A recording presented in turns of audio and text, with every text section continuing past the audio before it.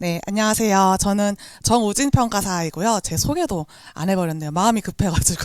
네, 저는 32회 시험 이제 합격한 감정평가사고, 강의는, 3년 전에 처음 시작했었어요. 그러다가 중간에 잠깐 휴식을 했었고, 이제, 휴강을 했었고, 아주 길게 한 1년 동안 휴강을 했었고, 다시 이제 강의에 집중하려고 이제 합법에서 새로 이제 간평 실무, 전임으로 맡게 되었습니다.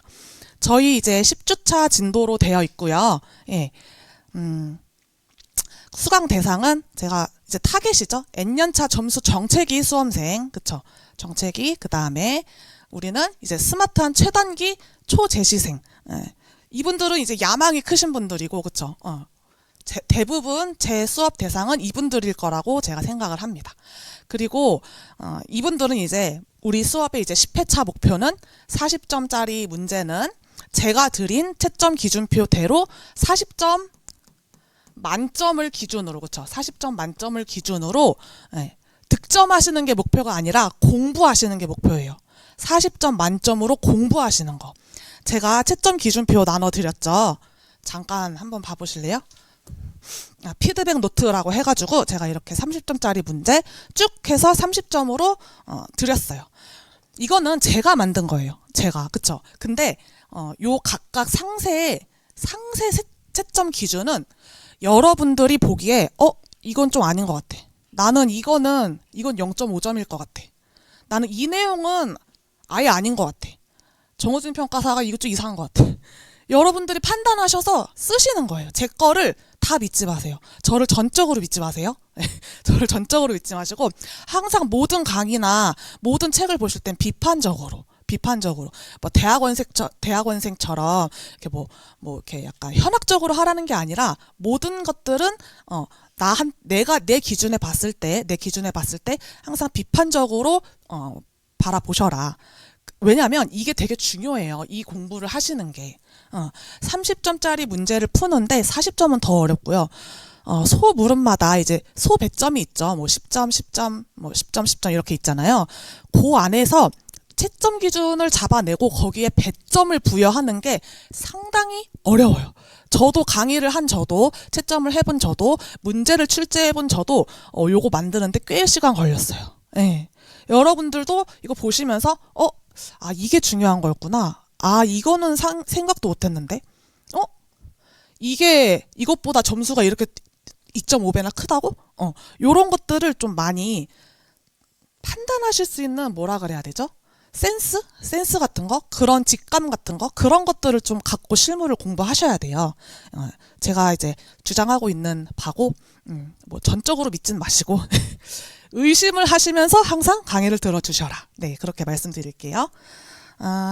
오늘 저희 이제, 제가 여기 시간표도 넣어드렸었는데, 자, 미니 테스트가 있어요. 미니 테스트. 이제 이거는 이제 저희 거의 40점 아니면은 30점 문제들로만 연습을 할 거예요. 배점은 뭐 20점, 20점, 뭐 20점, 뭐 20점, 10점 이렇게 두 개 드릴 수도 있어요. 네.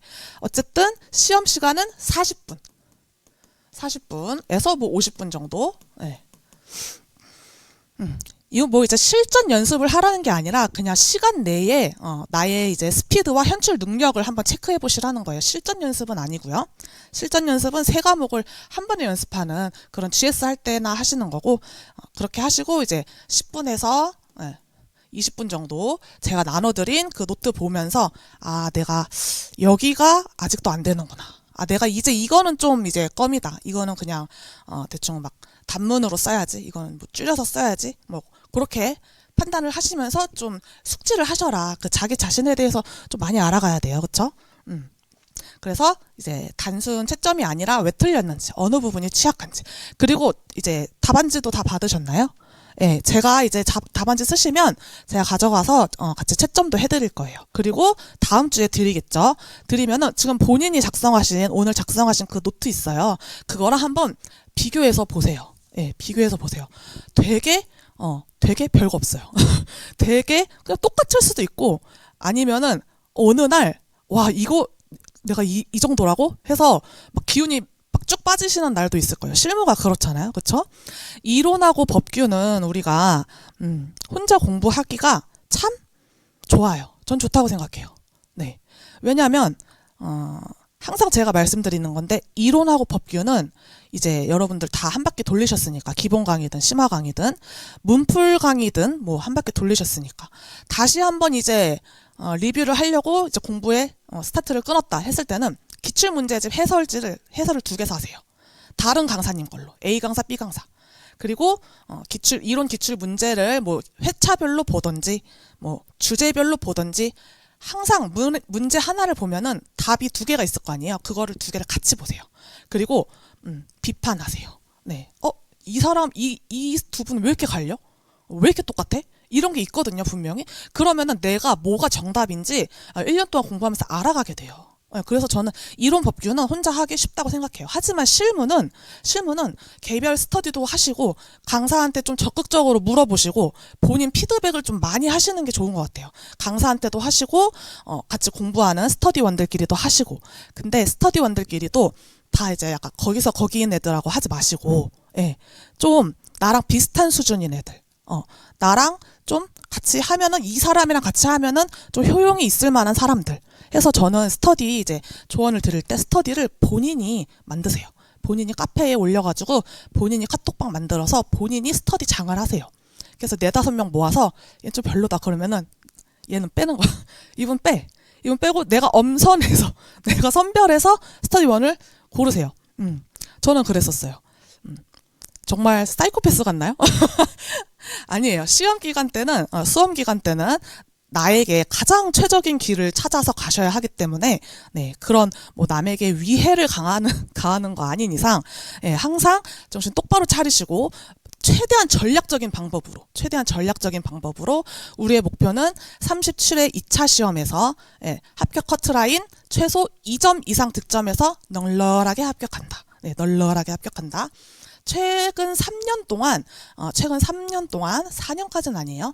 6, 5, 4 34회부터 요 합격 커트라인에 오지게 많이 몰려있어요. 아세요? 엄청 많이 올려있어요. 그리고 막 31회 2번 문제 같은 경우에는 제가 이제 초시 때 봤던 문제인데 저는 그거 뭐 한 줄, 2줄 썼거든요. 그래도 배점, 득점 줘요. 4점이나 받았어. 4점. 그 30점짜리 문제인데 4점이나 창피하긴 하지만 4점이나 받았거든요. 그게 이제 피드백이 되는 거예요. 피드백이. 근데 이제 제가 32회 합격하고 이제 현업하면서 이제 많은 평가사들 만나보는데 보통 이제 위아래 기수들 많이 만나요. 법인에서. 31회 이제 언니 오빠 친구들한테 물어보면은 31회 2번 문제에 단 한 글자도 안 쓰고 합격한 사람이 있다는 거예요. 구라 아니야 했는데 있대요. 얼굴도 봤어요. 구라 아니야? 근데 뭐 자기가 그렇다는데 뭐 어때? 그런 게 있었어요. 근데 32회, 3회, 4회는 뭐 제가 약간 아싸여서 그럴 수도 있겠지만 나 하나도 못 썼는데 합격했어. 이런 사람을 제가 본 적이 없어요. 본 적이. 예. 갈수록 문제가 어려워지는 거는 뭐 물론이고 제가 봤을 때는 요 채점 기준이 요게 엄청 세세하게 들어가고 약간 막 A안, B안, 뭐 A처럼 쓴 애들, B처럼 쓴 애들 이런 것도 있을 거예요. 왜냐하면 채점을 두 분이서 하시는 거 아시죠? 크로스 체킹하는 거 아시죠? 그래서 채점은 오류나 논란이 날 일이 저는 거의 극히 드물다고 생각해요. 예.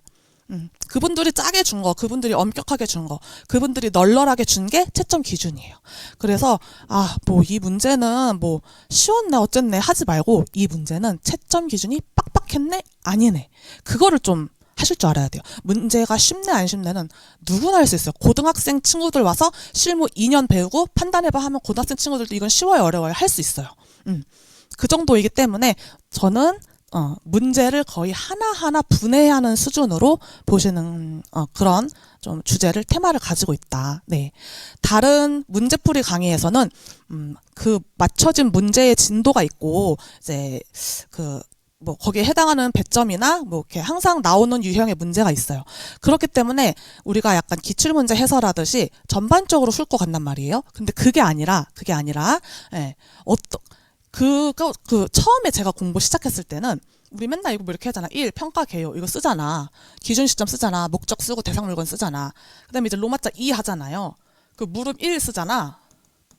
이 다음에 못 쓰겠는 거예요. 이 다음에 뭘 써야 돼? 그러면 뭐 물음에서 물어보는 거 써. 그 다음에 1 하잖아.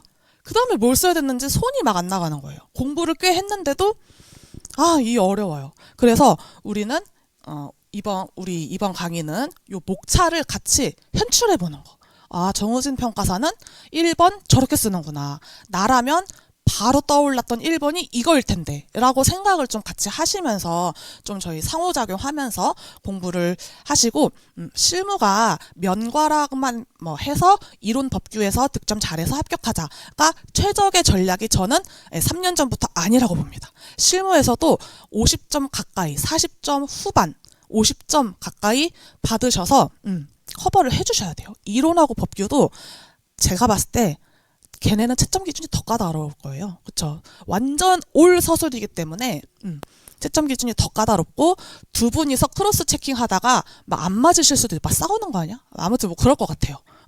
그러니까 우리는 같이 이 문제를 좀 뜯어보는 걸로. 하루에 실무 제일 많이 풀었을 때 몇 점 푸셨어요? 200점? 300점 없어요? 300점 없어요? 300점 풀었어요? 300점 없어요? 여러분, 저도 300점은 풀었어요, 하루에. 그 다음날 알아누웠어요. 그 다음날 일어나니까 낮 1시였어.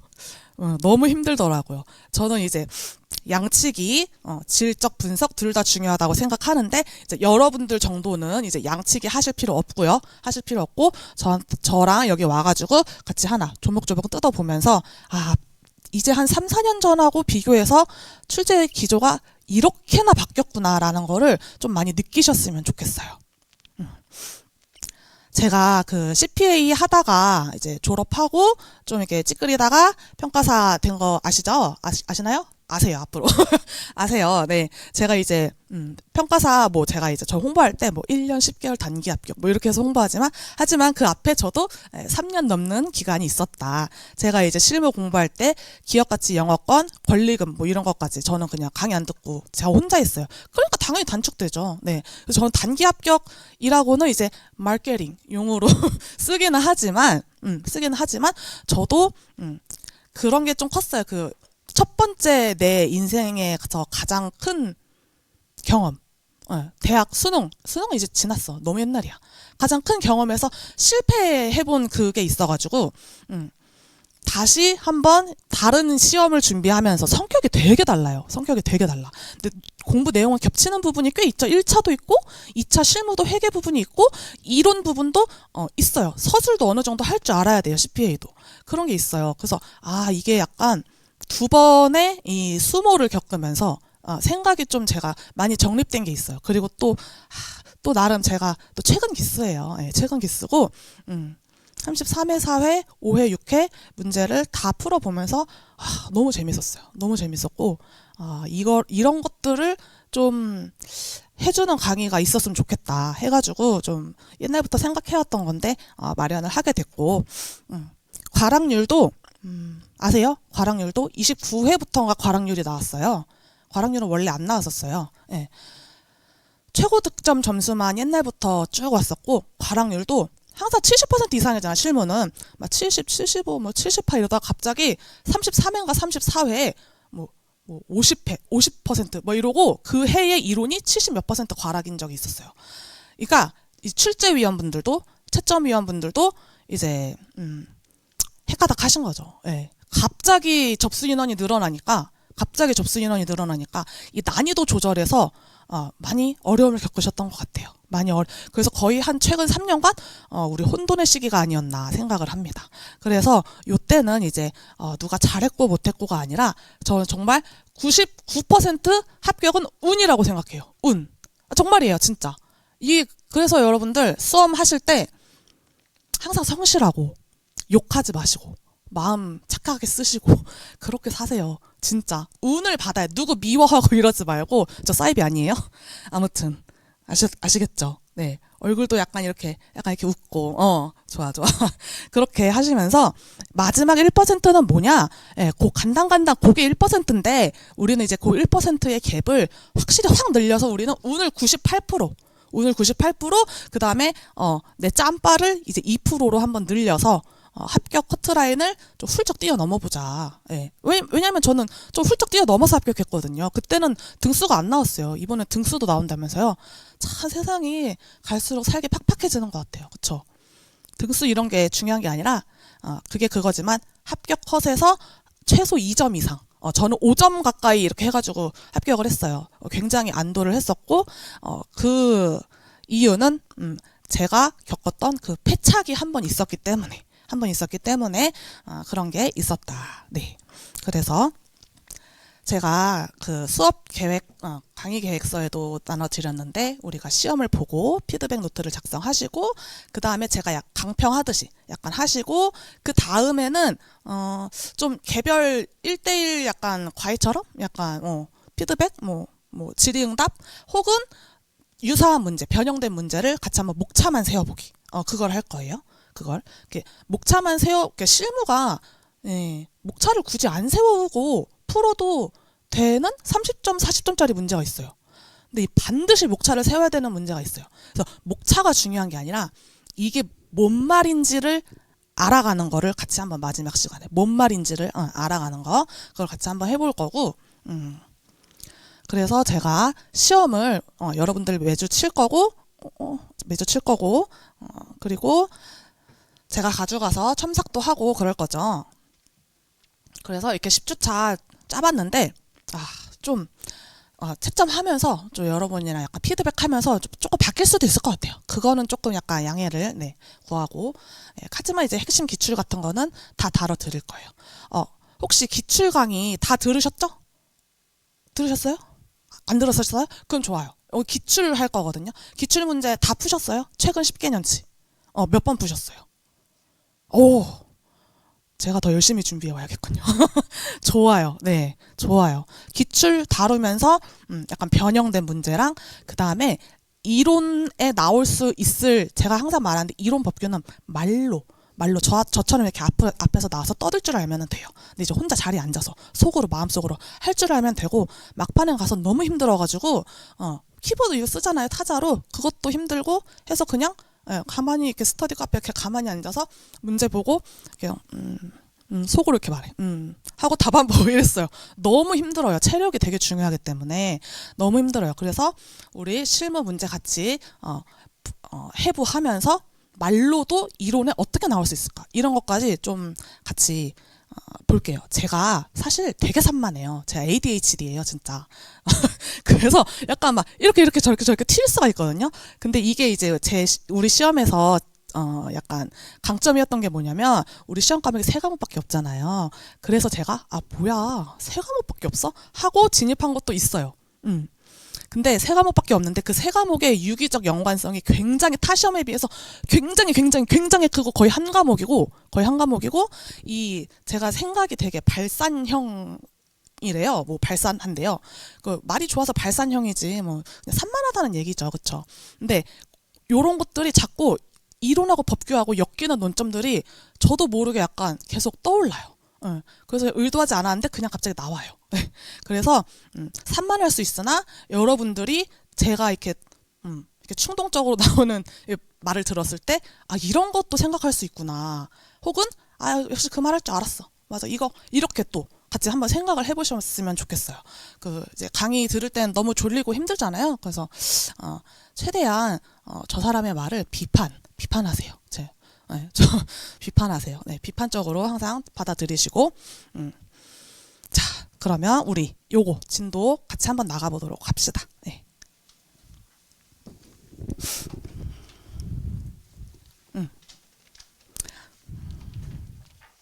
제가 이제 다시 준비를 하다 보니까 최근 3, 4년 차 동안 3방식은 물론이고 그쵸? 3방식은 배점이 크기 때문에 40점 아니면 항상 30점짜리죠. 예. 플러스 판단이라기보다 이제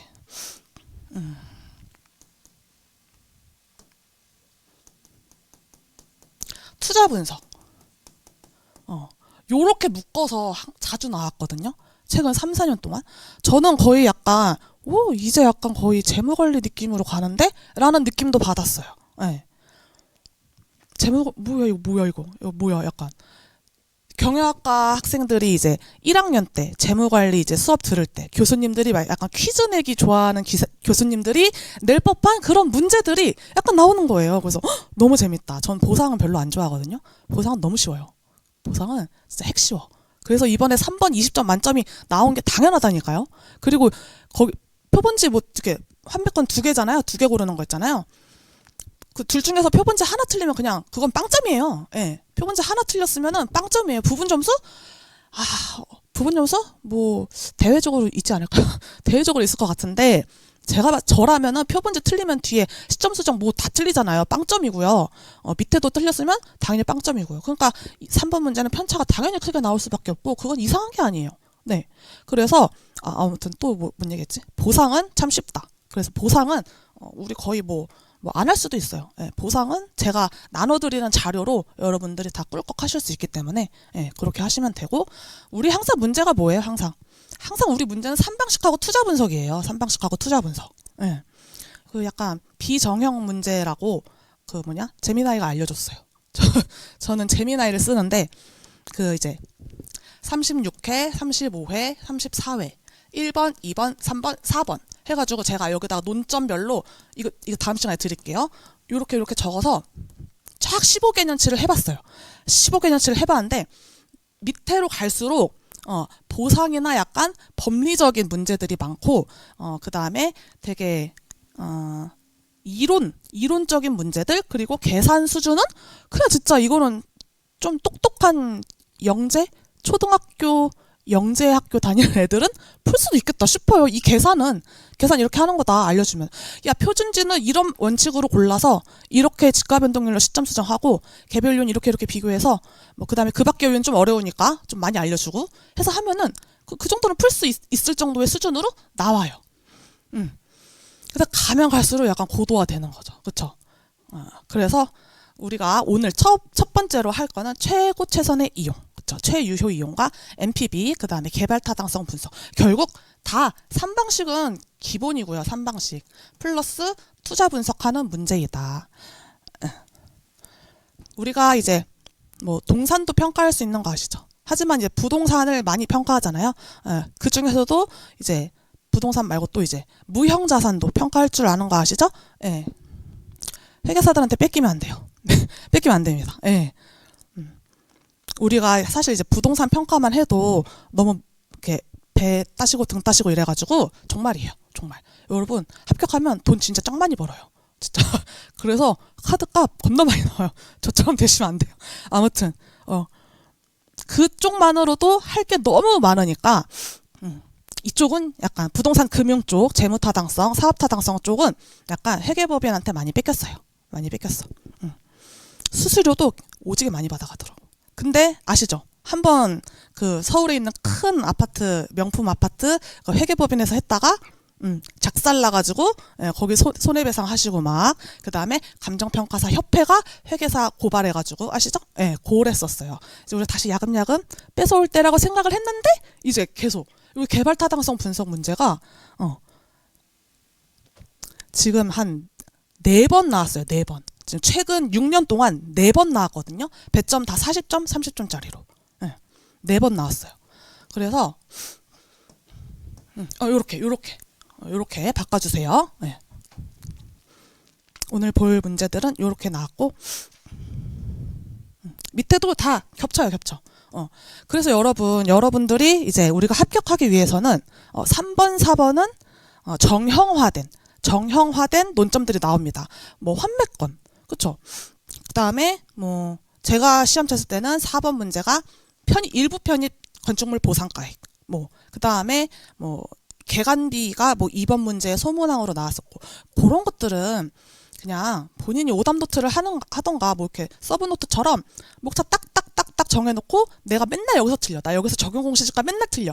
그런 것들만 한 6개월 잘 정리해 놓으시면은 그런 것들은 만점을 목표로 하시는 거고 거기서 점수를 깔아줘야 돼요. 30점, 10점짜리, 20점, 10점짜리에서. 그리고 30점, 40점에서 이제 우리의 최고의 성의를 보여드리는 거죠. 자, 기분이 좋으시게. 이렇게 쓰면 기분이 좋으실 거야. 를 항상 마음에 두시고 쓰시는 거예요. 그래서, 우리는 이 문제, 이런 비정형 문제가 요즘 제가 좀 집중하고 있는 부분이다. 그래서 막 이제 논점을 써봤어요. 막 논점을 썼는데 각 회차마다 문제인 문제들이 있어요. 각 회차마다 골 때리는 애들 있죠. 골 때리는 애들. 막 만약에 뭐 올해는 뭐 요게 골 때렸죠? 올해는 요게 골 때렸어요. 올해는 요게 골 때렸고. 지난 35회는 좀 할만했어요. 그쵸? 35회 할만했고. 34회도 1번이 골 때렸고. 뭐 3번이 골 때렸고. 4번은 한 번도 없어. 4번 없어. 골 때리는 문제들이 거의 1번, 2번, 3번. 거의 60%, 70% 이상 1번, 2번에서 나오거든요. 근데 이게 논점이 제가 이제 제 말로 써놓다 보니까 이게 정리가 안 되는 거야. 그 수강생들한테 나눠줘야 되는데 골 때리는 논점도 이렇게 할 수는 없잖아요. 그래서 이제 멋있는 말로 뭐라고 해야 되니 했더니 얘가 이제 쫙 이렇게 스크리닝 해보더니 간평 문제는 처음에는 원래 5가지 파트로 나눴었어요. 뭐 한방식, 그 다음에 뭐 무형자산, 뭐 일반 평가, 뭐 보상 평가, 뭐 이렇게 해서 5가지 나눴어요. 제가 5가지는 너무 많아. 5가지 너무 많아. 줄이면은 실문 딱 2개로 나눌 수 있어요. 정형화된 문제랑 비정형화된 문제. 예. 여러분 공부를 아무리 오래 하셔도 예. 장수생분들을 뭐라고 하는 게 아니에요. 우리 시험의 특징이 고시가 그렇잖아요. 공부를 오래 한다고 해서 언젠간 붙지만 빨리 붙진 않아요. 빨리 붙으려면은 좀 다르게 생각하셔야 돼요. 정형화된 문제들에 있어서 임기응변 능력 그런 것들을 좀 대처하실 줄 알아야 돼요. 그리고 제가 보니까 답안지 첨삭하면서 보니까 생각보다 답안지를 너무 수줍게 쓰세요. 수줍게. 너무 자신이 없게 쓰세요. 그냥 질르는 게 좀 있어야 되는데 왜 그런지 아세요? 우리 시험은 3과목밖에 없잖아. 그러니까 질러야 돼요.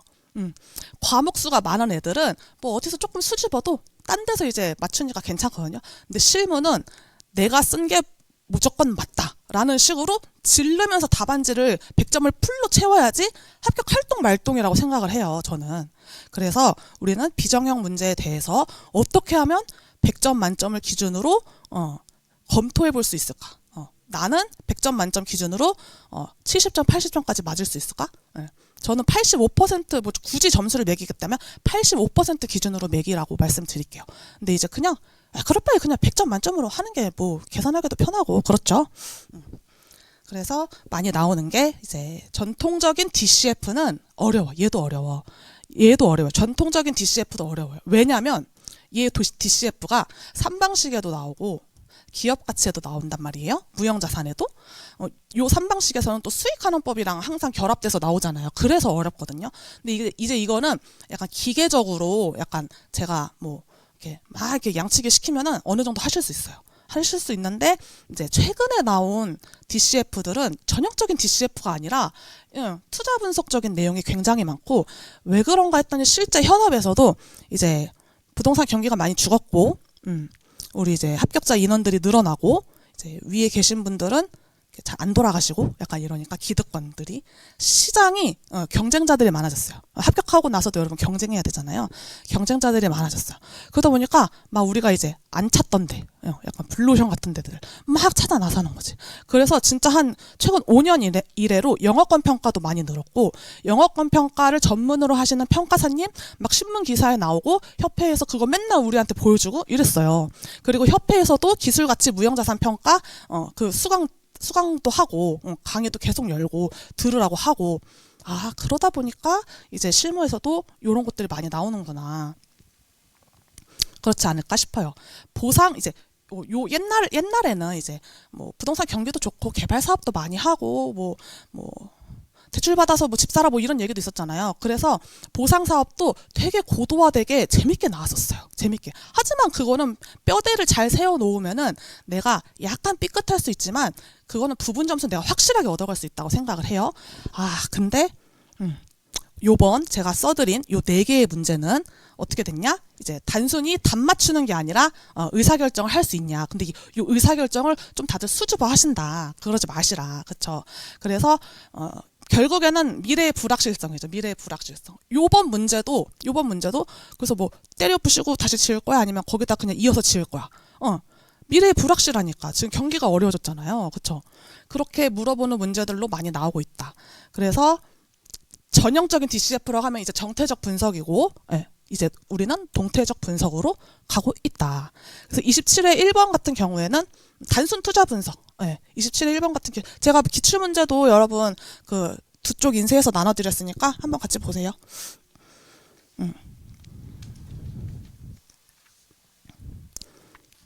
얘도 문제 보시면은 40점 100점이고 25점 15점 이렇게 나와 있잖아요. 1번은 뭐예요? 소물음 1번은? 소물음 1번 그냥 3방식이에요. 여기 있어. 요거 비교 방식, 수익 방식, 원가법 3방식이잖아. 그냥 3방식 25점. 그리고 뒤에가 이제 어려워지는 거지. 뒤에 전문가로서 제시할 의견, 감칙 27조, 조언, 자문 등의 제공. 그쵸? 27회 1번에서 나오기 시작했었고 그 다음에 30회 3번에서는 얘를 살까 말까. 그쵸? 살까 말까. 30회 3번에서는 살까 말까. 실제로 30회 이제 시험을 칠 때가 언제요? 2018년 9년 요때쯤이거든요. 요때 굉장히 PF 사업 굉장히 많았죠. 그래서 되게 우리 현실하고 되게 맞닿아 있다. 네. 그래서 건물을 신축하는 것이 타당한가? 약간 이제 개발업자의 관점에서. 근데 이것도 보시면 이거 그냥 현금 등가 문제예요. 현금 등가.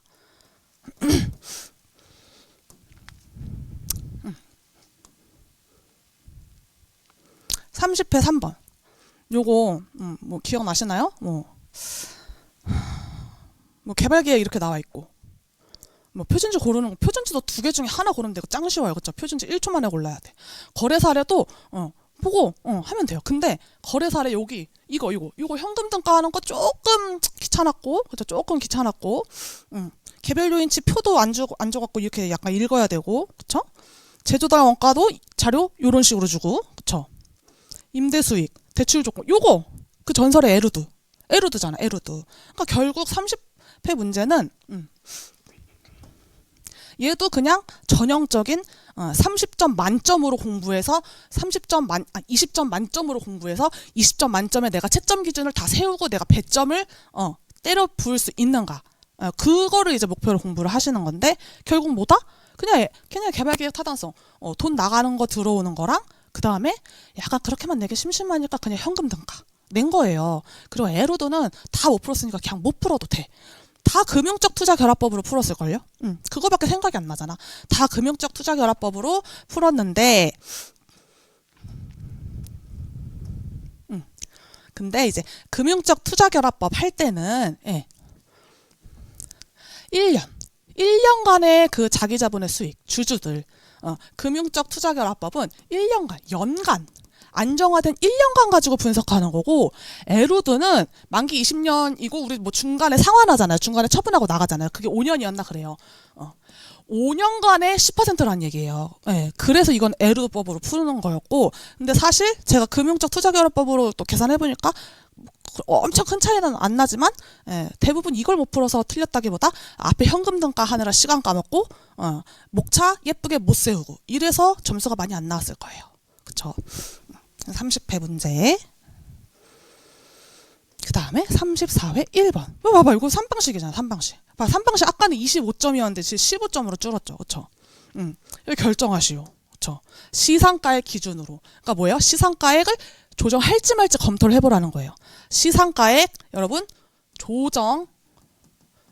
굉장히 의미 있는 단어인 거 아시죠? 시상가액 조정의 방식 2가지. 말해보세요.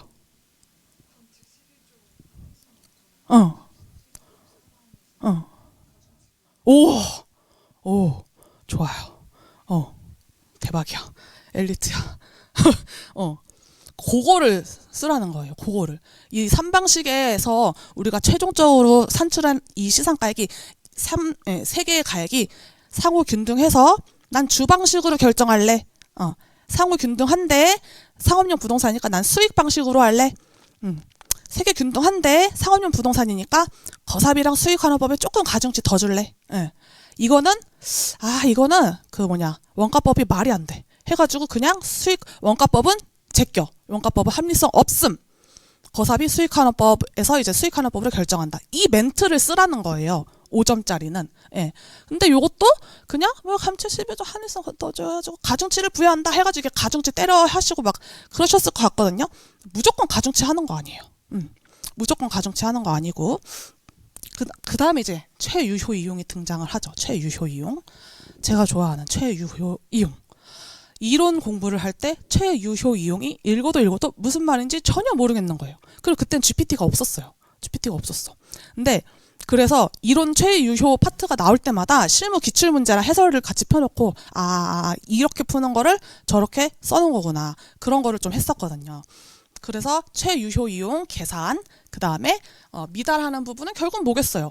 위에 있는 값이랑 아래에 있는 값이랑 차이를 분석해 보라는 거잖아요. 차이를 분석해 보라는 거. 그렇죠? 그래서 요런 게 이제 40점짜리 문제로 나왔다. 분량도 되게 많고 어려워요. 그렇죠? 어려워.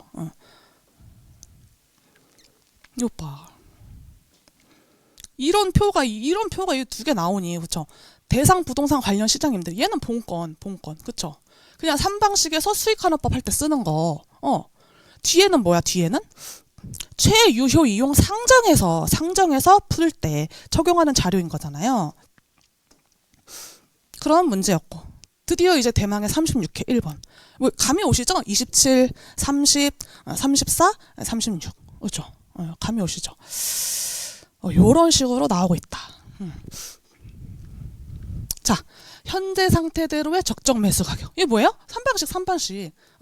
3방식에서 뭐 두 가지 방법만 할지, 뭐 그냥 주방식만 할지, 어쨌든 판단하는 것까지 포함해서 3방식. 점점 3방식의 배점이 줄어들고 있어요. 이제 표준지 잘 맞추고, 이제 표준지 틀려서 나는 과락이야. 이런 거 없어요. 네. 표준지는 그냥 뭐 두세 개밖에 안 주잖아요. 잘 맞추시고, 뒤에 그 이제 분석을 잘 하셔야 한다. 분석을. 개발을 완료할 경우. 개발을 완료한다는 게 뭐예요? 개발을 당연히 최유효 이용 상태로 개발을 완료하겠죠. 아까 문제랑 똑같잖아요. 그쵸? 그리고 요거는 참 우리 다들 약간 어안이 벙벙했죠. 요거 예시답안 다 봤는데 뭐야? 왜 낸 거야? 제가 이제 이 문제를 봤을 때는 저는 요거를 구조식을 활용하여 설명하시오? 이 구조식, 산식? 이게 무슨 말인지 모르겠는 거예요. 무슨 말인지 모르겠는 게 아니라 그 정의를 쓰라는 건지 아니면은 계산을 하라는 건지 모르겠는 거예요. 그래서 저는 뭐 문제 풀어도 항상 한 3, 4분씩 남으니까 계산을 했어요. 어떻게? 요 현재 상태대로랑 뭐 여기 중에서 결정을 하겠지. 여기서 결정한 조건이랑 여기서 결정한 조건에서의 가격을 NPV, PI로 해보는 거야. 그렇게 계산을 할 수도 있고요. 아니면은 올해 내년 금리가 바뀌잖아. 시간도 바뀌잖아. 그렇게 해서 비교를 PI, 내부 수익률, 수년제 같이 하라고 하신 거 아닐까? 라는 생각이 들었는데 그것까진 조금 오바인 것 같고 이렇게 계산까지는 필요 없고 PI, IRR, NPV는 이 문제에서 보아하니 이 상태에서 이렇게 될 때 PI의 산식은 뭔데? PI는 그래서 이 문제의 부동산은 PI는 이렇게 될 거다를 쓰라고 했던 것 같아요. PI 그래서 IRR, NPV 구조식 쓰고 그쵸? 구조식 쓰고 이 상태에서 어떻게 변할 것 같다. 이 상태에서 어떻게 변할 것 같다. 이 상태에서 어떻게 변할 것 같다. 그냥 9점 나와요. 9점, 10점. 여기 있는 애들 0.5점 주고 뭐 1점씩 주면은 10점 나온단 말이에요. 그래서 그렇구나. 이제 큰일 났구나. 이제 빨리 붙어야겠다. 그렇게 생각이 드는 거죠.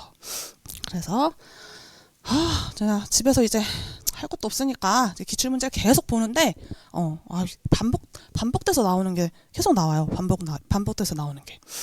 심지어 환매권 문제는 올해 나온 환매권 문제는 23회인가 4회인가 5회인가 6회인가 23, 4, 5회 중에 한 2, 3번에서 나왔어요. 그때보다 더 쉽게 나왔어. 그때보다 완전 문제집 예제 수준으로 나왔어요. 환매권. 아시죠? 그쵸? 응. 뭐야? 거기서 이제 시간 많이 아끼고 4번 가서 분묘 기지권에서 약간 명상 좀 하고 뭐지? 이제 1, 2번에 쏟아 부었어요 했어요. 그래서 뭐 집에서 맨날 이런 거 보고 있으니까 약간 되게 유기적이다. 그래서 앞에서는 이제 계산 잘해야 되고 꼼꼼해야 되고 그쵸? 판단의 근거들을 많이 써줘야 되고 뒤로 갈수록요. 애초에 그냥 판단을 잘해야 돼. 판단에서 틀리면 그 점수가 안 나와요. 그쵸? 34회 1번. 대안 비교 분석. 현황 유지해서 쭉 지을 건가? 아니면은 때려 부시고 채로 다시 지을 건가? 그 두 개 중에 하나 고르는, 두 개 다 계산해보고 두 개 중에 하나 고르라는 얘기였잖아요.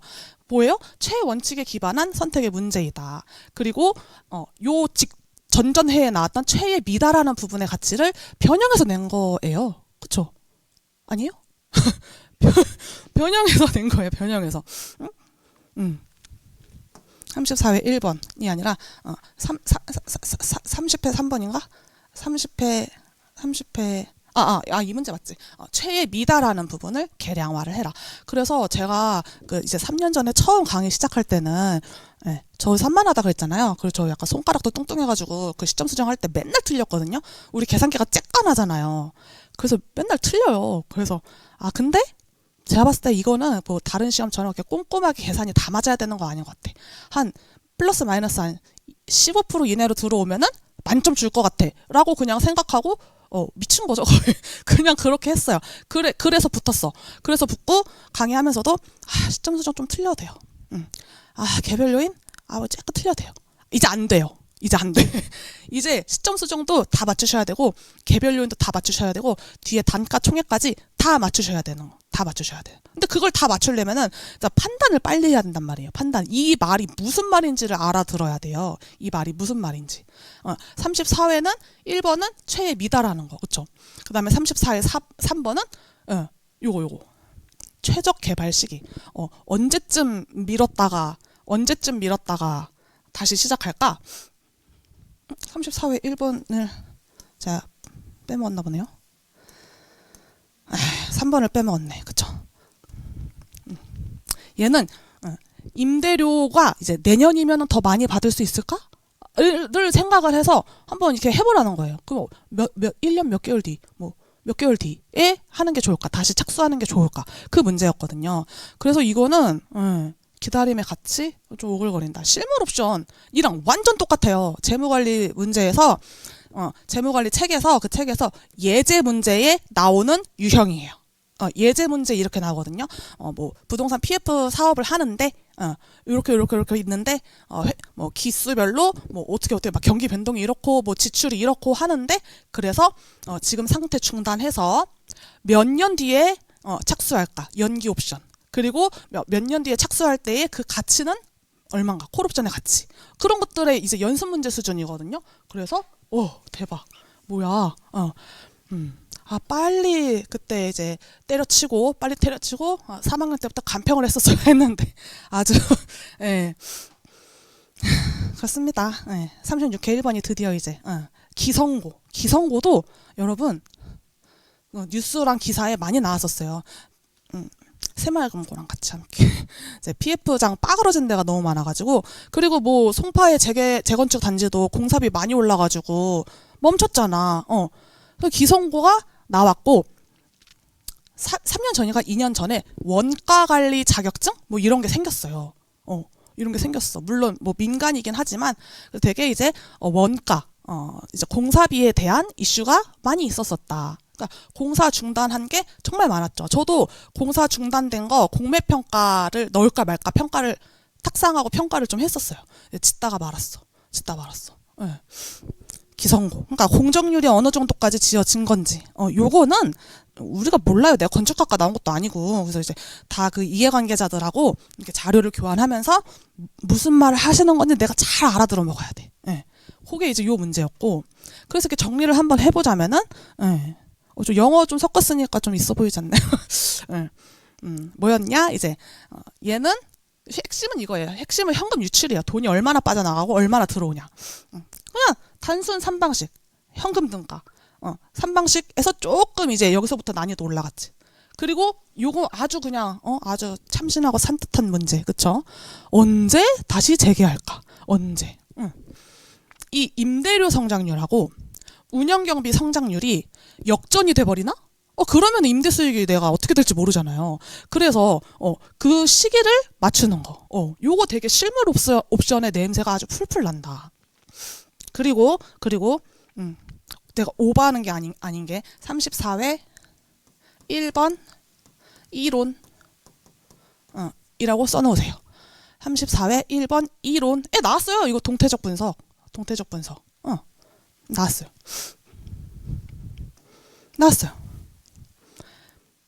야, 전통적인 DCF의 한계 말해봐. 전통적인 DCF의 한계. 그리고 확률적 DCF가 동태적 DCF예요, 결국. 동태적 DCF에 대해서 써봐. 이론에 1번에 3번에 나왔다니까. 34회부터 이렇게 이제 뭐 힌트를 주시는 거지. 이제 단순 3방식만으로는 안 된다. 이제 더 어려워지는 거다. 어려워진다기보다 문제의 수준이 한 단계 올라가는 거죠. 한 단계 올라가는 거. 그래서 문제도 굉장히 구조적으로 되게 잘 짜시고 채점 기준도 내가 예측하기에 굉장히 다양한 생각을 많이 해보게 되었다. 그래서 뭐 이제 논점을 해보자면은 이제 36회에서는 의사결정을 뭐 2개, 3개까지 했어야 했다. 그쵸? 중단된 상태에서 짓냐. 두 번째, 때려 부시고 짓냐. 그쵸? 때려 부시고 짓냐. 그 다음에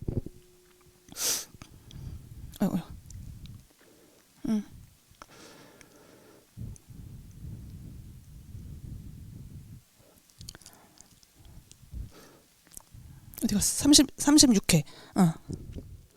그치? 중단된 상태에서 이어가냐? 때려 부시고 짓냐? 그리고 1번, 2번에서 골라. 그 다음에 그러면 얘의 수익 가격은? 얘의 개발을 완료했을 때 수익 가격은? 요렇게 나오니까 이제 환장하는 거죠. 좋죠. 그래서 복합 대안 비교, 동태적 자문. 이게 또 확률적 DCF예요. 요렇게 되면 어떻게 될까? 이거잖아. 그쵸? 그래서 이론에 이게 나올 줄이야 정말. 제가 이제 라떼만 해도 그 이론에서 이제 요 실물 옵션 얘기가 저도 공부할 때 있었어요. 제 이론 선생님이 주신 자료에도 있었어요. 근데 저는 이거 좀 오바다. 이거 과투입 진짜. 이거 그냥 교양 수준으로 읽을 만한 자료? 이건 좀 오바 같은데 했는데 34회에 나왔을 줄이야. 역시 인생은 타이밍이라고 하루라도 빨리 붙는 게 나았다. 할인연금 흐름 분석법의 한계.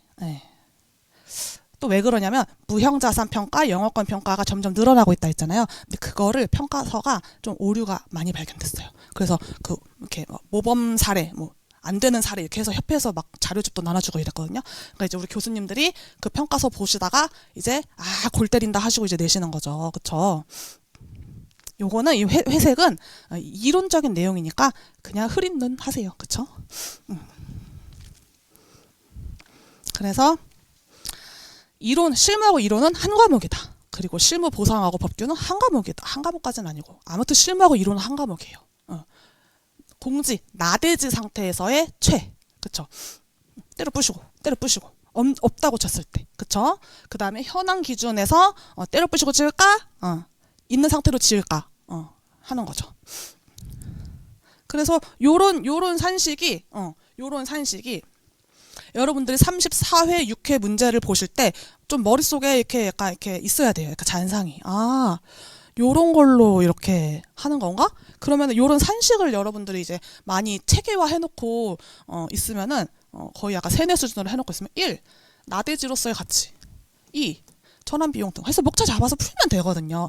그러면 내가 이 문제가 무슨 말인지 못 알아먹어도 목차를 짜보다가 이 자료가 그 말이구나를 알게 돼요.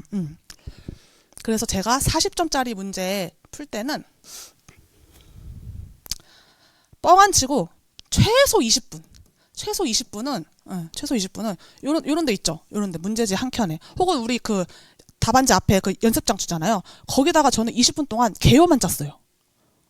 공부할 때도 원래도 그랬고. 왜냐면 제가 약간 자꾸 생각이 딴 데로 샌다 그랬잖아요. 개요를 대충 짜고 내가 40점짜리를 풀었더니 쓰다가 이거 아닌 것 같아서 틀었어. 근데 이것도 아닌 것 같아서 이렇게 X치게 되는 거예요. 이러면 시간을 진짜 되게 크리티컬하거든요. 그래서 이거는 제가 약점이 있었으니까 이렇게 한 거였고 여러분들은 여러분 방식대로 제일 효율적인 방법을 찾아보세요. 저는 40점짜리 나만의 원칙이었어. 40점짜리 문제는 최소한 15분 이상 목차 잡고 하자라고 했는데 15분도 안 되겠는 거예요. 그래서 20분으로 바꿨어요.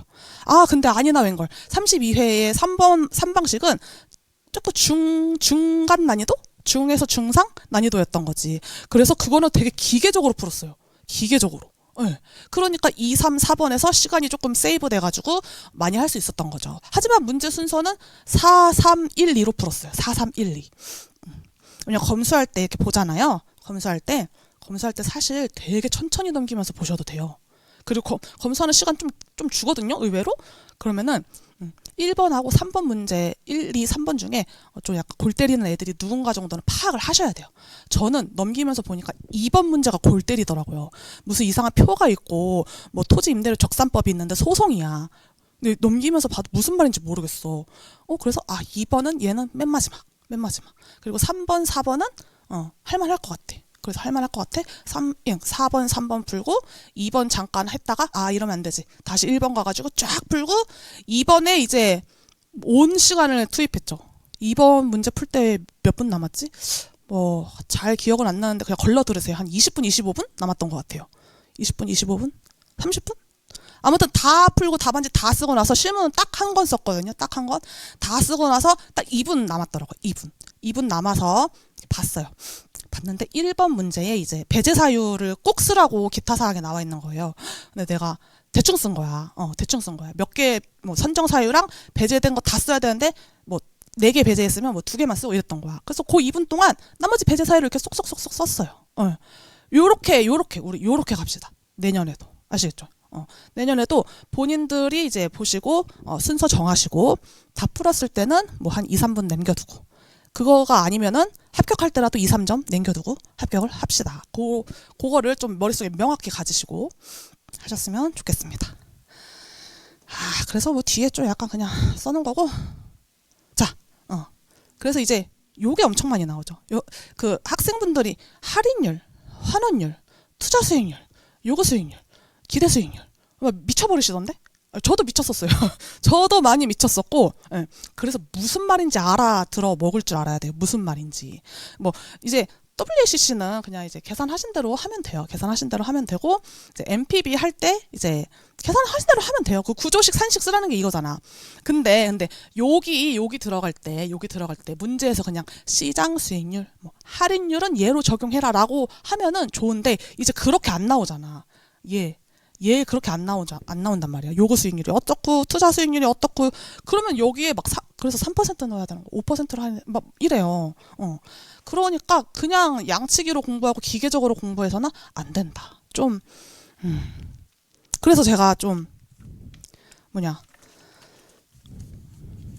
그 실물 옵션 자료 요거 나눠드렸죠. 시중에 있는 기본서 중에 이용훈 평가사님 기본서에 요 실물 옵션 부분이 있더라고요. 사실 요거를 읽어서 이해하는 거는 좀 오바다. 하지만 내가 뭐 좀 상경계 나왔고 내가 원래 좀 관심이 있었다 하면은 한번 여기 다 예제로 설명을 해주셨거든요. 예제로 공식을 이해하려고 하지 마시고 얘를 이렇게 풀 때는 이 공식이야. 그냥 그것만 알아먹으시고 한번 계산 한번 해보세요. 그러면은 할만해요. 할만해요. 제가 이 계산이랑 이 예제를 풀어보라는 이유는 실무 때문뿐만 아니라 이론에서도 여러분이 계산을 해봐야 이론에서 글빨로 쓸 수가 있어요. 계산을 안 하고 문제 안 풀어보면은 이론에서 말빨이 잘 안 나와요. 그래서 한번 계산 계략적이라도 한번 봐보셔라. 왜냐면 우린 전문직이잖아요. 전문직. 우리는 좀 교양이 있어야 돼요. 그렇죠? 그래서 요런 것들 좀 한번 봐보시라. 쉬는 시간에 뭐 밥 먹으면서, 그쵸? 밥 먹으면서 쉬는 시간에 뭐 걸어 다니면서 뭐 편의점 갈 때 뭐 이럴 때 다 무슨 생각하세요? 여기 오늘 못 타고 오셨어요? 걸어서 지하철과 버스. 여기 이동하는 중간에 뭐 하셨어요? 응? 뭐 하셨어요? 좋아. 뭐 봤어요? 진짜? 내 친구가 그렇게 강추하던데. 그래. 저도 수험생 할 때, 그때는 이제 지상파도 봤었어요. 지상파에서 내가 보고 싶은 드라마 다 봤어. 동백꽃 필 무렵 1화부터 최종화까지 다 봤어. 넷플릭스에서 보고 싶은 거 다 봤어요. 쉴 때는 그렇게 빡 쉬었지. 근데 이제 공부 집중 모드에 들어갈 때는 이렇게 걸어 다닐 때, 똥 쌀 때, 밥 먹을 때, 그냥 이렇게 멍 때릴 때 항상 온니 간평 생각. 온니 아까 틀렸던 문제 생각. 왜 틀렸었지?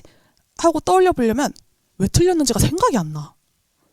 방금 전에 막 씩씩대면서 막 오답하고 이랬는데 밥 먹으러 이제 가야지 하고 가는데 다시 떠올려 보면 생각이 안 난다고. 근데 그거를 생각하는 연습을 계속 해보세요. 그러면은 그 오답, 내가 틀렸던 그 문제가 그렇게 기억이 잘 날 수가 없어요. 예.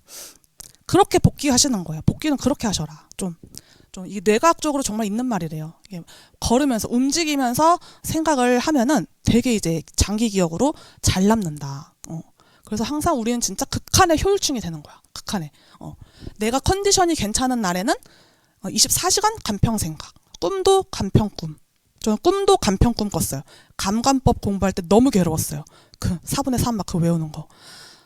그래서 그런 걸 꿨어요. 그러면 합격하나 봐요. CPA 꿈은 한 번도 안 꿨거든요.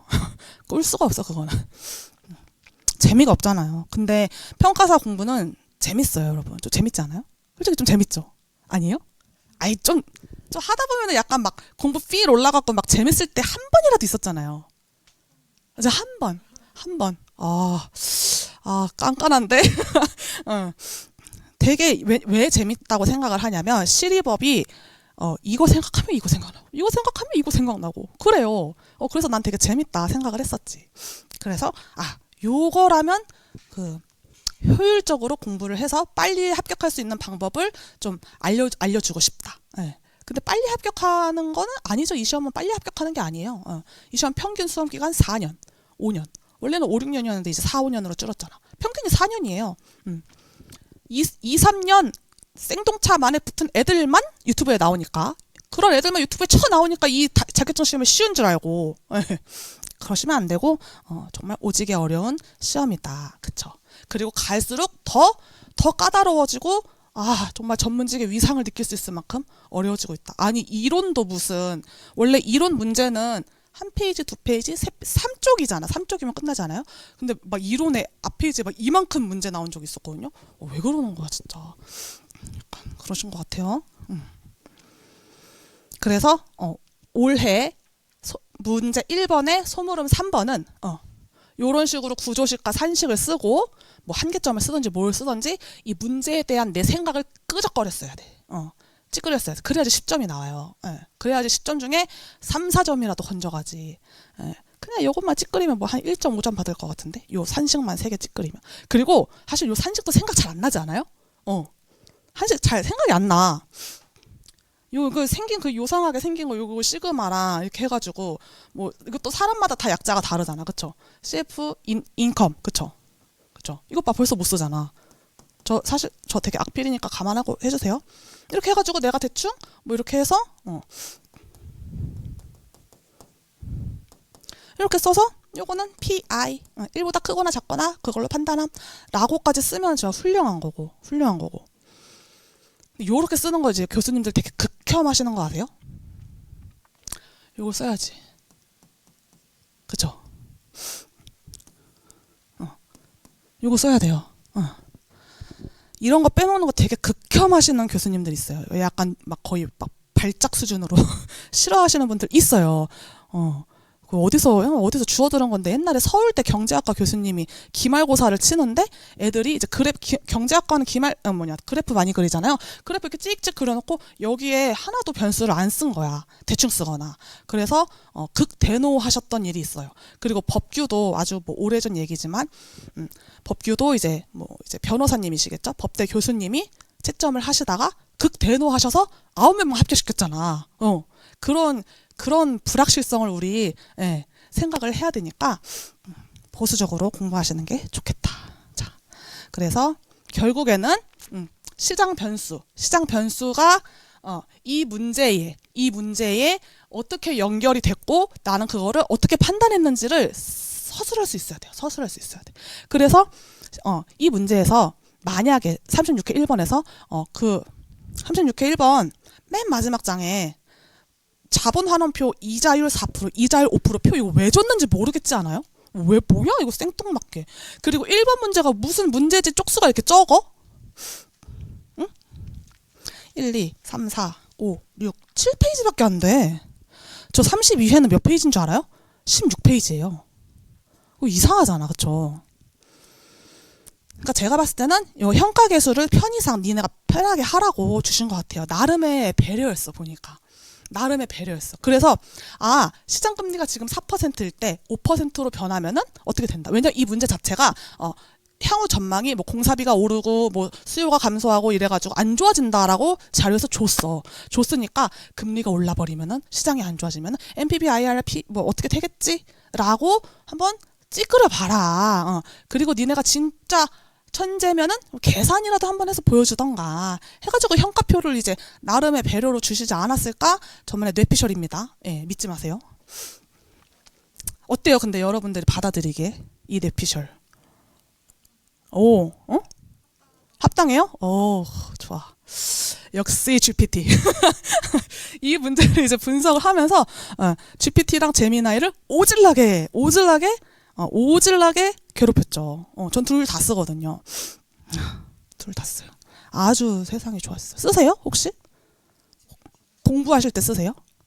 간편 공부하실 때? 쓰세요? 역시 다들 엘리트야. 그쵸.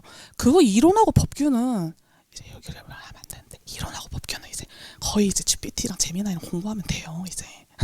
진짜야. 그게 더 효율적일 수 있어. 네.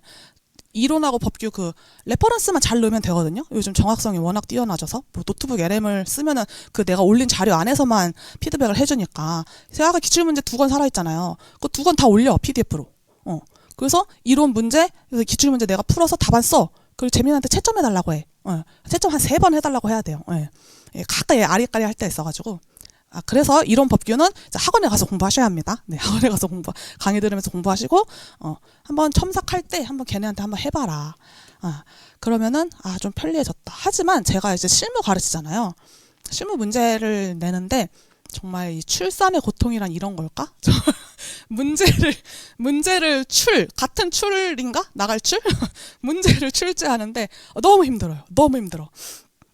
계산을 할 때마다 틀리고 미쳐버리겠어요. 그래서 GPT와 제미나이의 도움을 받으려고 둘 다 월간 결제를 하고 그 30만 원짜리 요금제도 있는 거 아세요? 그것도 했어요. 그것도 오바야? 그것도 했어요. 나는 그거를 하면은 얘가 더 정교하고 수학 문제를 잘 풀 줄 알았지. 뭐 수능 만점 맞았다며. 근데 그게 이제 작년하고 올해 초였거든요. 안 되고 30만 원 날렸고 요번에 다시 제미나이가 프로모션 해가지고 18만 원으로 3개월 쓸 수 있어요. 해봤어요. 근데 일단 구취했어. 아직도 못해요. 안 돼. 얘네들이 이게 안 돼요. 언제 얘네의 덕을 볼 수 있을까? 이론하고 이제 법규는 되게 많이 효율적으로 이제 우리가 응용을 할 수가 있는데 실무는 제가 36회 1번 문제 풀고 제가 답안 쓰고 다른 선생님들끼리 쓴 거 보고 그 다음에 이 문제만 얘한테 업로드를 시켰어요. 그리고 그 이전 기출문제랑 해답은 이미 다 업로드해서 학습시켜 놨거든요. 근데 36회 문제를 좀 약간 미흡하게 풀더라고요. 그래서 이걸로는 실무 피드백은 이걸로는 필요 없겠다. 18만 원 안녕 이렇게 된 거죠. 그래서 그냥 뭐 GPT랑 제미나 이제 심리 상담할 때만 쓰고 있습니다. 심리 상담할 때만 쓰세요, 여러분? GPT랑 제미나 한번 해보세요. 이제 뭐 괜찮았어요. 제 여동생이 이제 심리 상담 그거 뭐 상담 심리 그 전공을 하거든요. 큰일 났어 이제 그냥 큰일 났어. 힘들 것 같아. 요것도 회색이니까 넘어가시고 한번 읽어보세요. 근데 그래서 오늘은 이제 첫 시간이니까 저의 이제 수업의 앞으로의 방향과 이제 구성을 좀 알려드리고자 좀 길게 했습니다. 그래서 기출문제 제가 아까 보여드렸죠? 다시 보여드릴게요. 다시. 고전적 투자 분석 27의 1번. 시장 가치와 투자 가치의 명확한 구분. 시장 가치는 여러분 잘 구하신다? 3방식으로? 근데 이제 투자 가치 구할 때 이제 혼란이 오는 거죠. 그렇죠? 혼란이 와. 3방식으로 시장 가치를 구해. 근데 이제 투자 가치는 투자 분석이라니까요. 투자 분석. 그러니까 목차를 내가 잘 짜서 잘 짠 대로 잘 산식을 쓰고 잘 계산기를 때려서 시간 안에 들어와야 돼요. 그러니까 목차가 한번 중간에 흔들리면 안 돼. 답안지 이렇게 막 하면 안 돼요. 되긴 되는데 한 번만. 너무 자주 그러면 안 돼. 그러니까 목차를 세울 때 아싸리 40점짜리 문제 풀 때는 목차 세우는 데에 목차 세우는 게 아니라 목차 세운다고 설계하는 거예요. 약간 문제의 왁구가 뭔지 좀 파악을 하는데 많이 써야 돼요. 파악을 하는데. 목차를 약간 뭐 이렇게 해가지고 뭐 이렇게 해서 이렇게 해서 할 때도 있거든요. 요거 그냥 이렇게 해가지고 1, 2 이렇게 해서 하면 목차 쓸 수가 있어가지고 저는 맨날 이 짓거리를 하고 문제를 푸니까 이게 점점 이제 실력이 올라가는 거죠. 아, 뭐 300점? 그래서 300점 푼 거예요. 할만 해가지고. 아, 또 있어 보이죠. 아무튼 공부할 때 저는 되게 즐겁게 재밌게 했었고, 물론 이제 그때 찐 살이 아직도 안 빠지고는 있지만 그때 스트레스를 너무 많이 받아가지고 아무튼 정신적으로 힘들었어요. 그때 GPT가 있었어야 했는데 그때 아무튼 그치만 이제 공부하는 것 자체는 되게 재밌었고, 나의 신분이 이제 스트레스였던 거지. 나의 신분이. 근데 마침 코로나가 터져가지고 제가 2019년 8월 31일 날 스터디 카페에 결제했거든요. 근데 2020년도인가? 그때 터진 거죠. 19년도 12월인가? 그때 터졌어요. 그래서 제 친구들 이제 막 대기업 가가지고 막 어떤 애는 벌써 막 해가지고 나대서 대리 되고 막 이런 거 올렸는데 나만 여기서 스카에서 옆에 세무사 언니가 계산기 조용하게 치라고 막 그런 민원 받고 있으니까 너무 막 스트레스 받는 거예요. 열등감 올라오고. 인스타 볼 때마다. 내가 카톡은 탈퇴했는데 인스타는 계속 봤거든요. 무슨 소용이야, 그러면.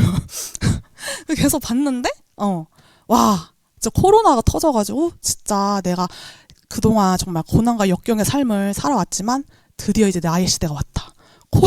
코로나 때, 1차 시험도 미뤄지고, 해가지고, 약간, 3개월 약간 붕 떠서, 1차랑 2차랑 애매하게 섞어 먹었죠. 그쵸?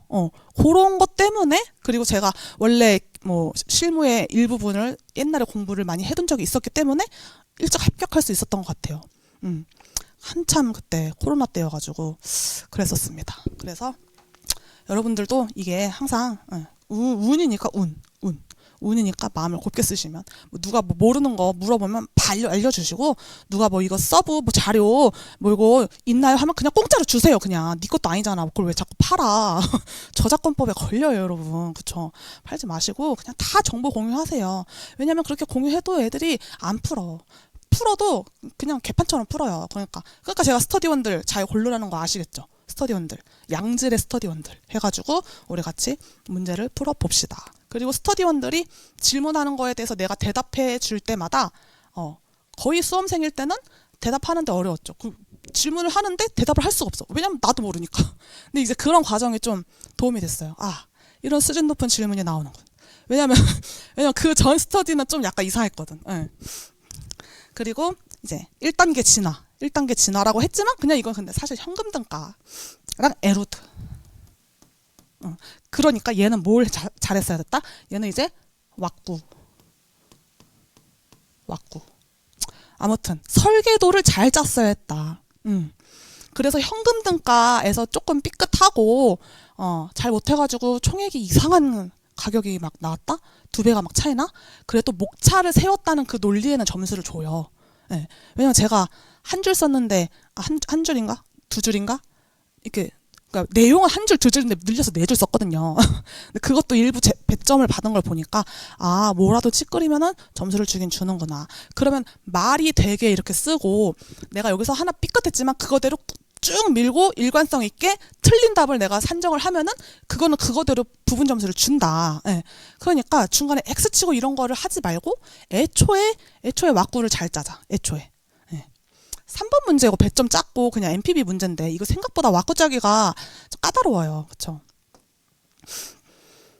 그리고 34회부터 이제 A 할래? B 할래?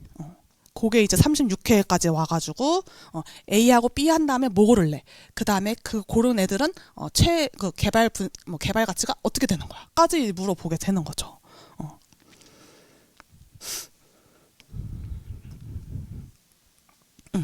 그래서 뭐 제가 옆에 이렇게 써놨는데 뭐 프리 로직, 뭐 의사 결정 요런 게 좀 이 문제를 보면은 내가 좀 틀리고 약간 미약하더라도 내가 프리 로직을 내가 쓸 수 있는가를 많이 연습을 해보세요. 그러다 보면은 아, 이거 내가 처음에는 왁구를 잘 못 쓰다가 이제 왁구를 좀 쓰는데 약간 아쉽게 쓰다가 아, 이렇게 썼으면 시간 더 빨리 컷할 수 있었을 텐데 점점 이제 자기의 왁구가 늘어나요.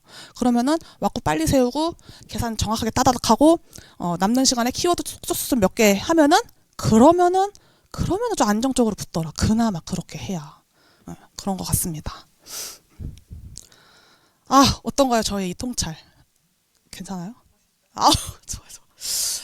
아시죠? 좋아요. 감사합니다. 네.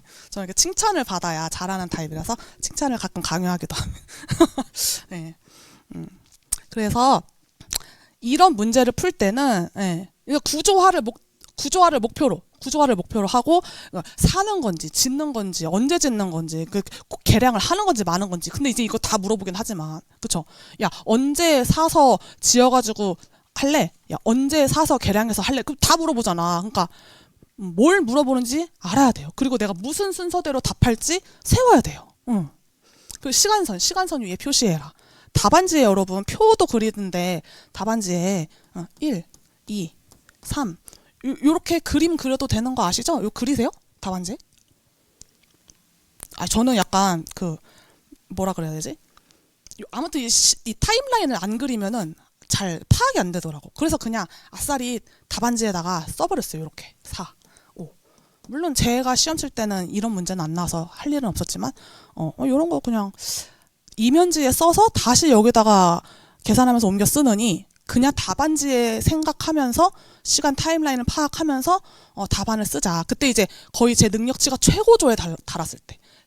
최종 시험 한 2, 3개월 앞에 왔을 때는 이제 뭐 왁구는 이제 뭐 평범한 문제들은 왁구는 기본이지. 왁구는 대충 짜고 답안지에서 쓰면서 왁구 쓰면서 계산하고 이렇게가 됐었죠. 그러니까 이면지에 짜느니 그냥 여기다가 짜고 그냥 쓰면서 하자. 그러면 시간이 단축되는구나. 요런 것들. 그래서 그 다음에 도대체 어떤 계획을 가지고 이 문제를 풀어야 되는 건가? 이 문제가 의미하는 개발 계획은, 투자 계획은 뭔가 파악을 하시고, 그 다음에 그 개발 계획 안에 이런 대안과 현황 유지, 다 대안과 현황 유지예요. 대안과 현황 유지. 현황 유지가 아니면은 연기 옵션처럼 나중에 착수하는 거, 그렇죠? 그런 거란 말이야. 그래서 최고최선, 결국 최고최선 물어보는 거구나. 그러면 물합 합체를 검토를 해야 되죠. 물합 합체. 근데 이제 그거 검토해서 이제 부분 점수 받으려고 하는 것보다는 목차 잘 짜가지고 그런 것들 키워드를 쇽쇽쇽쇽 해서 하는 게 더 낫지 않을까. 그 다음에 이제 시장 분석, 그쵸? 그 다음에 현금 유출을 정의를 해주셔야 돼요. 정의. 시장 분석, 시장이 어떻게 되고 금리가 어떻게 돼가고 있는지, 미래가 불확실한지, 수요는 어떻게 되고 있는지, 그거를 좀 파악을 하면서 문제의 스토리를 좀 알아가시면 문제를 파악할 수 있다. 그게 이제 36회 1번이 진짜 전형적으로 딱 이랬죠. 이제 결국에는 우리가 이제 NOI를 맞춰야지, 뭐 뒤에를 맞추든지 말든지 할 거 아니에요. NOI를 정확하게 맞추는 연습을 한다. NOI 구할 때도 그래서 우리가 PGI부터 시작하잖아요. 아니면 총 수익 이렇게 시작하잖아요. 다 분설해서 썼어요. 저는 다. 왜냐면 이렇게 좀 목차를 이렇게 압축해가지고 한 줄로 쓰는 거 있잖아요. NOI를 한 줄로 구할 때 있잖아요. 근데 문제가 조금만 복잡해지면 저는 여기서 계속 틀리는 거예요. 그래서 쉬운 문제도 어려운 문제도 무조건 분설해서. 그러니까 실무 시험지 답안지 꽉 채우지. 그 다음에 타당성 지표. 근데 이제 할인율 결정에서 또 많이들 혼란스러워 하신다. 할인율, 환원율 결정해서 많이들 혼란스러워 하신다. 그걸 이제 내가 결정했어도 갑자기 계산기 열고 이제 NPV IRR 계산하는데 이제 또 트라우마가 온다. 그쵸? 진짜. 근데 얘 너무 과투입이에요, 우리 이거 계산기. 저는 사실 실무에서 안 써요, 현업할 때. 그냥 컴퓨터 윈도우 계산기 짱이에요. 그냥 그거하고 엑셀 쓰는데 모르겠어요. 높으신 분들이 이 유튜브에 떠드는 제 강의는 보진 않을 테니까, 그쵸? 그래서. 근데 계산기 하실 줄 아시죠? 왜 안 켜지지? 다 갖고 오셨죠? NPV IRR 또 같이 우리 해볼 거예요, 그쵸? 전형적인 NPV IRR 빠르게 표에 넣고 빠르게 정확하게 산출하는 거. 그 다음에 최적 대안 선정, 그 다음에 그 선정에 대한 나의 의견, 자신감 있게 좀 질러야 된다. 왜 그러냐면은 그 29회 수석하신 분이 사실 그때가 과락률이 안 나왔었어요. 30회부터 나왔어. 그래서 사실 이거 저의 주제 넘은 그냥 판단이지만 29회 문제는 솔직히 무난했거든요. 무난했는데 이제 그 앞뒤로 한 3, 4년간 그분이 득점한 실무 점수가 최고 점수예요. 그러고 이제 그분이 그분의 점수를 깬 게 35점의 5회 실무 최고 점수거든요. 그러니까 그분이 최고 점수를 받을 수 있었던 이유는 약간 이게 질른 거죠. 약간 질른 거예요. 그때 29회 1번이 약간 구분지상권 문제인데 그것도 실제 기반이야. 뭐 이렇게 평가해야 되네, 저렇게 평가해야 되네 해가지고 막 거기 막 원주민분들, 보상자분들 막 시위하고 막 목숨을 잃으시고 그랬었어요. 그거를 이제 갖다가 비판을 해야 되는 거예요. 우리의 이 간평 수준을 비판을 해야 되는 거야. 왜 그 체계가 없냐? 왜 이 체계대로 막 이렇게 하면 이거는 뭐가 문제고, 이거는 뭐가 문제고, 이거는 뭐가 장점인데 뭐가 문제고, 이런 것들 이제 다 쓰셨다는 거지. 그러니까 그거는 계산 문제보다도 이제 이런 것들을 잘 쓰셨던 거지. 예. 그래서 그분도 실제로 그러셨어요. 내가 전문가라고 판단하고 전문가다운 판단을 보여주셔라. 그분이 29회 때부터 그렇게 말씀을 해주셨는데 다들 계속 너무 샤이하게 계셔요. 예. 내가 혼자 집에서 연습할 때도 다 틀렸어. 다 틀렸어도 판단하는 거를 한번 써보세요. 판단하는 걸 써보세요. 그리고 그 답안지를 버리지 말고 잘 갖고 있으세요. 그리고 한 3주 뒤에 그 문제를 다시 풀어보세요. 그리고 그 내가 첫 번째로 풀었던 옛날에 풀었던 그 답안지를 다시 보세요. 그러면 그렇게 수치스러울 수가 없어요. 그리고 이해가 안 가. 3주 전에 내가 왜 이렇게 생각했는지. 이제 사고의 틀이 교정이 돼서 그렇게 된 거죠. 구조화 시켜놔서 그냥 자동으로 푸는 거를 좀 우리 10회차 동안 열심히 한번 해보시자. 뒤에 뭐 됐고요. 네. 그래서 자, 한 1시간 조금 넘게 떠들어 봤는데, 자, 여러분 이제 시험을 치셔야 돼요.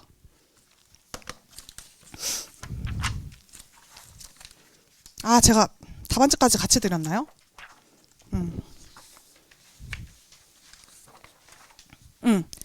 1회차 연습 문제 30점 배점. 1페이지, 2페이지 밖에 안 돼요. 예. 뒤에 답안지 있는데 답안지 보지 마시고, 예. 여러분들이 싫어하는 그 이제 현금으로 NPV 그 표 그려갖고 하는 거예요. 예. 이제 우리 시험도 이제 좀 꼼꼼해져야 돼. 전체적으로 왁구 잘 짜는 것부터 어려운데, 잘 짜서 그 안에 약간 트릭들이 있어요. 트릭들이. 최근 문제들도 그랬잖아. 기준 시점을 0기로 하고 그 다음에 1기로 해서 이제 1기부터 계산하는 건 줄 알았는데 그게 아니라 2기부터 계산해야 되는 거. 그런 문제, 기출 문제 있었어요. 요런 약간의 트릭이 있다. 그런 것까지 좀 꼼꼼하게 살펴보셔서 지금 3시 20분이니까 한 5분만 쉬시고 4시 5분까지 4시 5분까지 열심히 써서 해주세요. 맞아요? 맞죠? 40분. 30점짜리 문제인데 40분. 네, 시작하겠습니다. 아니, 쉬세요. 5분 쉬고 25분에 제가 여기 타이머 켜드릴게요.